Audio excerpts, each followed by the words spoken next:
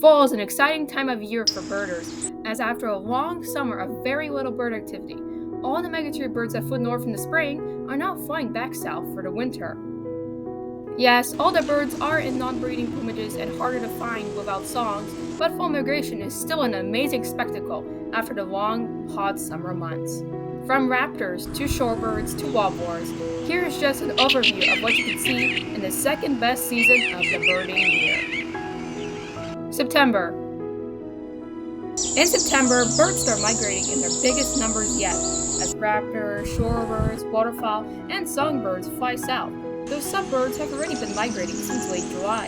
As the warblers and most other songbirds are in drab winter plumages, they can be extremely hard to identify, with some warblers like these two being nearly indistinguishable from one another.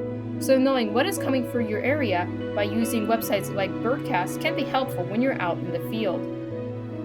Some early winter birds, such as teals and widgeons, also start showing up in this month, so it's always a good idea to scan for duck flocks. Nevertheless, the highlight of September is the songbirds, as warblers, thrushes, and tanagers are pretty abundant and easy to find, as are shorebirds. At the backyard, certain wildflowers and fruiting bushes, mainly goldenrods and pokeweeds, start blooming and ripening, being a major draw for insectivores and other birds. Also, keep your feeder stocked and bird baths filled, as grosbeaks and buntings will occasionally visit feeders, and a wide variety of other migrating birds will visit bird baths during dry spells. To maximize your chances of seeing rare migrants, I recommend that you go out birding at least once a day, even in your yard. You never know what you will find. Check out this video for help to identify drab fall migrants. October. The migrants hit their peak in this month around the second week of October, as warblers, tanagers, orioles, buntings, grosbeaks, raptors, and the few remaining shorebirds make their way south. Now is an even better time to be outside, with the best birding times being after rains, in mornings or evenings, and at bottomland forests, marshes, and other high biodiversity areas. October is a time of sparrows and rarities, as birds get blown off course and sparrows become more prominent.